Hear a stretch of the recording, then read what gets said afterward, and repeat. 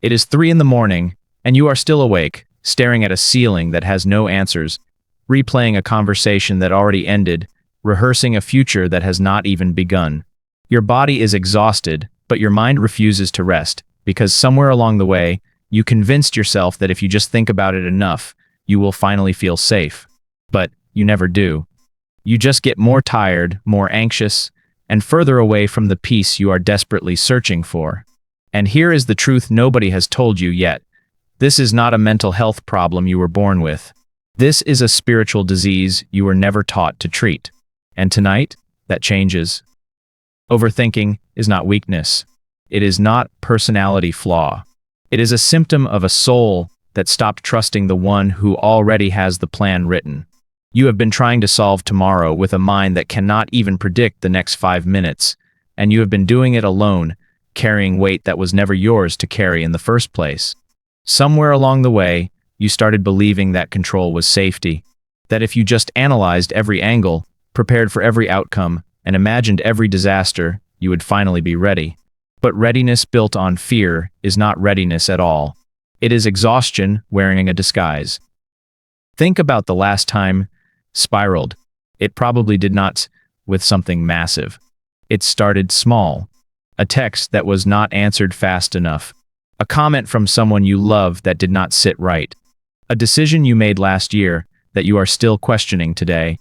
And from that one small thread, your mind built an entire universe of worst-case scenarios, each one more convincing than the last, until you were living in a future that had not happened, grieving a loss that never occurred, defending yourself against accusations no one made. That is trap. Overthinking does not protect you. It steals you from the only moment you actually have power in, which is now. There is a kind of person who moves through life differently, not because their life is easier, not because they have fewer problems, but because somewhere along their journey, they learned a secret that most people spend their entire lives searching for without ever finding. They learned how to hand things over. Not in a lazy, irresponsible way. Not by ignoring their responsibilities or refusing to plan, but in a deep, spiritual way, where after they have done everything within their power, they release the outcome, because they trust that whatever unfolds is already written by a wisdom greater than their own fear. This is not passivity. This is one of the most disciplined states a human being can reach. It takes more strength to trust after you have done your part than to keep gripping the wheel of a car that was never yours to drive. You were never meant to control outcomes. You were only ever meant to control effort, intention, and obedience. The moment you understood that, the moment you truly understood it, not just as a quote you read, but as a truth you lived, is the moment the noise in your head starts to quiet down. Let me take you for a second. Imagine a person walking through a storm, rain hitting their face, wind pulling at their clothes, thunder shaking the ground beneath them. They are afraid, but they keep walking because they know the storm is not the destination. It is path. Now imagine a second person in the exact same storm, except this person stops walking. They sit down in the middle of the rain and start replaying every storm they have ever been in, imagining every storm they might face in the future, convinced that if they just think hard enough about the danger, they will somehow be protected from it. Which person do you think shelter first? Which person do you think arrives exhausted, and which person arrives shaken but still standing? Overthinking is sitting down in the storm. Trust is still walking through it. You were not created to carry the weight of outcomes you cannot see. You were created to carry the weight of obedience, of effort, of showing up fully in the part of the story that belongs to you. The rest, never your job. And this is where so many people get stuck, because they mistake worry for responsibility. They believe that if they stop worrying, they stop caring. But worry has never once changed an outcome. Not one single time in human history has anxious thinking altered the future. What it has done, consistently, relentlessly, is steal the present from millions of people who could have been living fully if they had just let go of what was never theirs to hold. Here is something that might sting a little, but it needs to be said. Overthinking is often disguised pride. It is the belief that your mind, your limited, exhausted, fear-driven mind, knows better than the one who designed time itself. It is the quiet arrogance of thinking that if you just plan hard enough, you can outsmart destiny.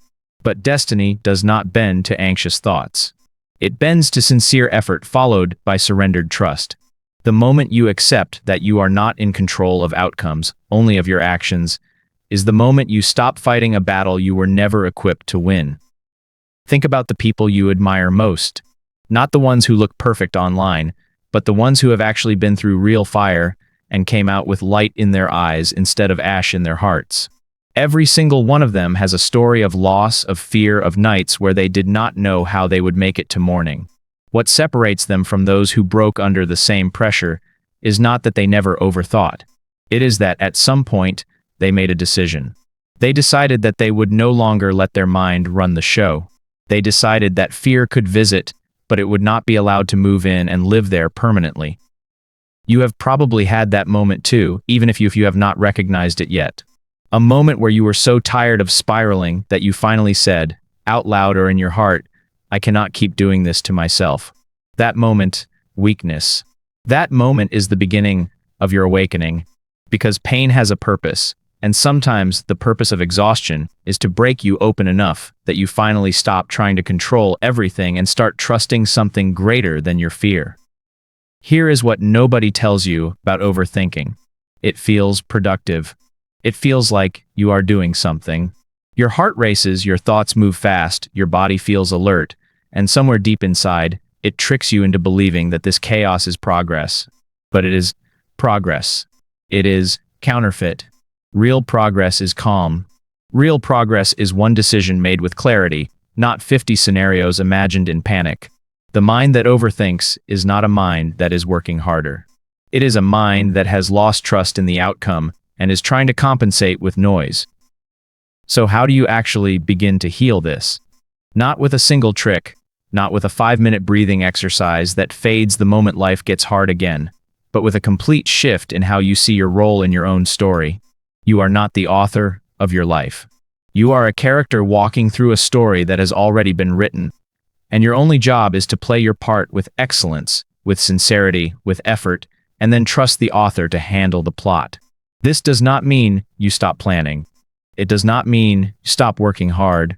It means you stop demanding certainty from a universe that was never designed to give it to you.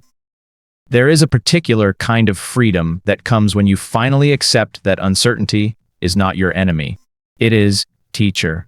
Every unanswered question in your life is not there to torture you. It is there to build a muscle you did not know you needed, the muscle of trust. Every time you sit in uncertainty without collapsing into panic, without demanding an answer immediately, without forcing control onto a situation that is not ready to give you clarity, you are building spiritual strength that no amount of overthinking could ever give you. Consider the way a farmer plants a seed. He does not dig it up every single day to check if it is growing. He does not stand over the soil, anxious, demanding immediate results, convinced that his worry will speed up the process. He plants it, he waters it, he tends to it with consistent effort, and then he trusts the process of growth that he cannot see happening beneath the surface. If he dug it up daily out of impatience, he would destroy the very thing he was trying to nurture. Your dreams, your healing, your future, they are seeds. And every time you overthink instead of trusting the process, you are digging up your own future to check if it is safe yet. It will never feel safe if you keep digging. There is also a lie that overthinking whispers to you constantly, and it is this. If you stop thinking about the problem, it means you do not care enough to solve it. This lie has kept people trapped for years because it confuses vigilance with anxiety. You can care deeply about something and still release the outcome. In fact, the deepest form of care is doing everything within your power and then trusting the rest to unfold as it should, rather than torturing yourself with endless mental loops that change nothing except your peace of mind. Let's talk about fear for a moment, because fear is the engine behind almost every overthinking spiral. Fear of failure, fear, embarrassment, fear of losing something you have not even lost yet, fear of a future version of pain that has not arrived. And here is the strange thing about fear. It almost never shows up in the moment of actual crisis. People who have lived through real disasters often describe a strange calm in the middle of chaos, a clarity that takes over when the moment actually arrives. It is not the crisis that breaks people. It is the anticipation of the crisis, played on repeat, night after night, in a mind that refuses to rest. This tells you, important. Your fear is not actually about the event. It is about the anticipation, which means the solution is not to prepare for every possible disaster. The solution is to strengthen your trust so deeply that even if the disaster comes, you know you will be equipped to handle it in the moment it actually arrives, not before. You do not need to carry tomorrow's pain today. You were not given the strength for tomorrow's pain today. That strength arrives exactly when it is needed, not a moment before, because that is how mercy works. It meets you in the moment, not in the imagination. Now, let's address the practical side of this, because trust without action is not trust, it is denial. Healing from overthinking requires you to build a relationship with discipline. It requires you to create small, sacred routines that anchor you back into the present moment when your mind tries to drag you into the future or the past. This might look like starting your morning in stillness before you touch your phone. It might look like moving your body until your nervous system remembers how to be calm. It might look like writing down every anxious thought until it is out of your head and onto paper, where it loses some of its power. These are the daily disciplines of a person who has decided to reclaim their mind. But underneath every single one of these practices has to be the deeper shift, the spiritual one, because without it, these practices become just another form of control, another way to manage anxiety instead of actually healing from it. The deeper shift is this: you have to actually believe, not just say, that you are not alone in this, that there is a wisdom operating behind every closed door, every delayed answer, every painful waiting period.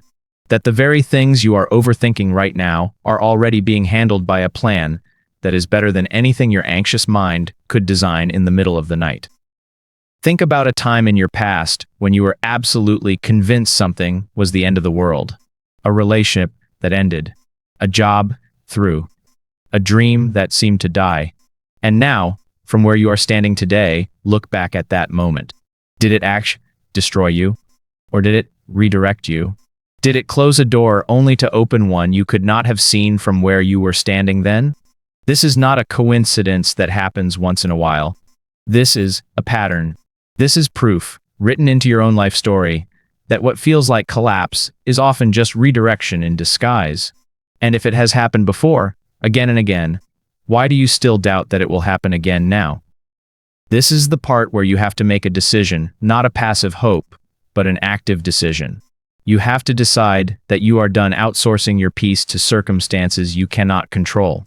You have to decide that your calm will no longer depend on getting every answer before you can breathe again. You have to decide that trust is not something you feel your way into, it is something you choose over and over, especially on the days it feels hardest to choose. There will be days where this feels impossible, where the thoughts come faster than you can quiet them, where the fear feels than the faith. This is normal. This does not mean you have failed. It means you are human, walking a path that requires practice, not perfection. The goal was never overthink again. The goal is to catch yourself faster each time, to shorten the spiral, to return to trust more quickly than you did the time before. Healing, not a straight line. It is a returning, again and again, to the truth, even after you have wandered from it. Here is something that might change the way you see every anxious night you have ever had. What if the discomfort of uncertainty is not a punishment? What if it is invitation? An invitation to turn inward, to reach for something greater than your own limited understanding, to build a relationship with a source of peace that does not depend on your circumstances lining up perfectly. People who never face uncertainty never learn to trust. It is only in the not knowing that trust is actually built.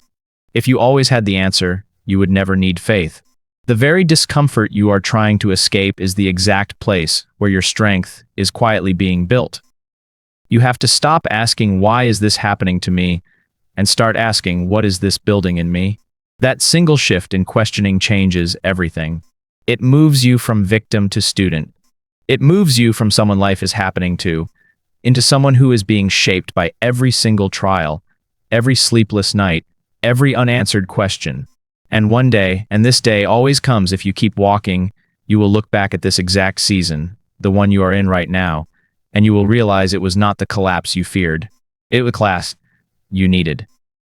Let's talk about identity for a moment, because who you believe you are shapes how you respond to uncertainty. If you believe you are fragile, every unknown outcome will feel like a threat to your survival. But if you start to see yourself as someone who has survived every single difficult day of your life so far, without exception, then uncertainty starts to look different.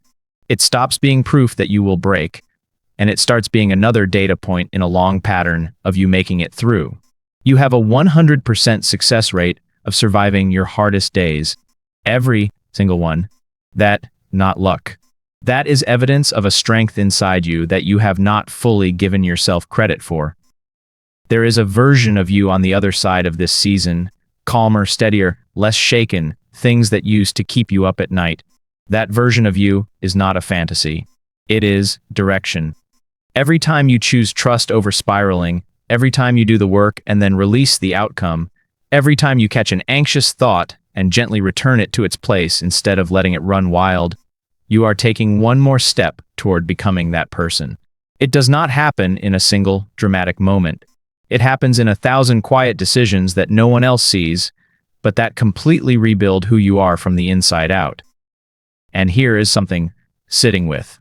The very fact that you are exhausted by your overthinking is actually a sign of hope, not despair. Exhaustion means you are close to change. People rarely change when things are comfortable. They change when the pain of staying the same becomes greater than the fear of doing something different. If you are tired of the spiral, that tiredness is not your enemy. It is the doorway. It means something in you is finally ready to choose a different way of living, even if you do not yet know exactly what that looks like. So what does a life without the chains of overthinking actually look like? It does not mean you never think deeply, never plan, never consider consequences. It means your thinking has boundaries. It serves you instead of consuming you. You think, you plan, you prepare, and then you release.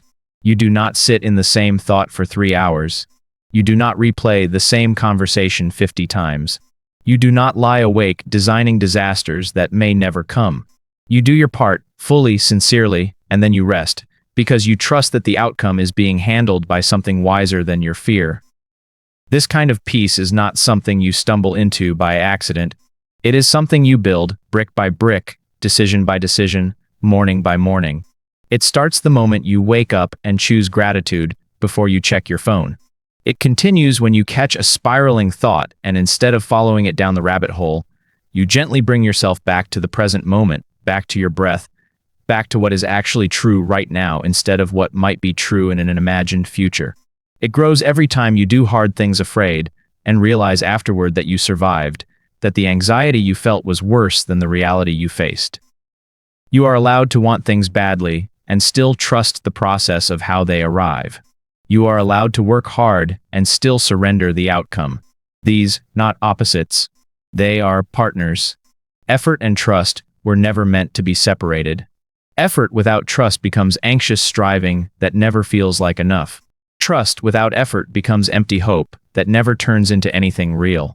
But when you combine them, when you give everything you have, and then release your grip on the results, you finally step into the kind of peace that does not depend on things going your way. It depends on knowing that even when things do not go your way, you are still being led somewhere meaningful.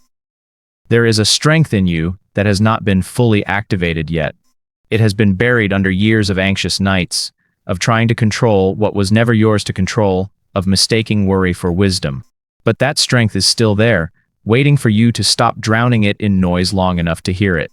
It has been waiting for the moment you decide that you are done living exhausted, done living afraid of futures that have not happened, done handing your peace over to every uncertain outcome in your life. That moment can be right now. Not tomorrow, not after the next crisis passes, not when things finally calm down. Right now, in the middle of whatever you are carrying, in the middle of whatever kept you up last night. The cure was never about eliminating uncertainty. It was never about finally having every answer before you could feel at peace. The cure was learning to trust in the middle of not knowing. It was learning that your effort is your responsibility, and the outcome was never meant to be. It was learning that peace is not the absence of storms, it is the presence of trust while the storm is happening. And that kind of peace, the kind that holds steady even when the ground is shaking, is available to you the moment you stop trying to carry what was never yours to carry. You have spent long enough exhausted by your own mind, long enough lying awake solving problems that do not exist yet, long enough treating your thoughts as prophecies instead of just thoughts.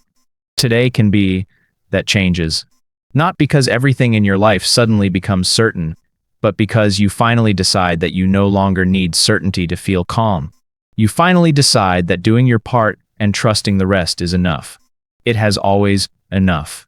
You just had to stop convincing yourself otherwise. So here is what I want you to do the next time your mind starts spiraling. The next time 3 in the morning finds you awake with a heart racing over something you cannot control. I want you to place your hand over your chest. Feel your heart still beating despite everything it has carried, and remind yourself that you have made it through every single hard night before this one. Then I want you to say, quietly or out loud, I have done what I can, and I release the rest. Say it again if you need to. Say it till your breathing slows. Say it until the noise starts to fade. Because that sentence, simple as it sounds, is the beginning of a life you have been praying for without realizing the answer was never more thinking. It was less. It was finally, after everything, letting go.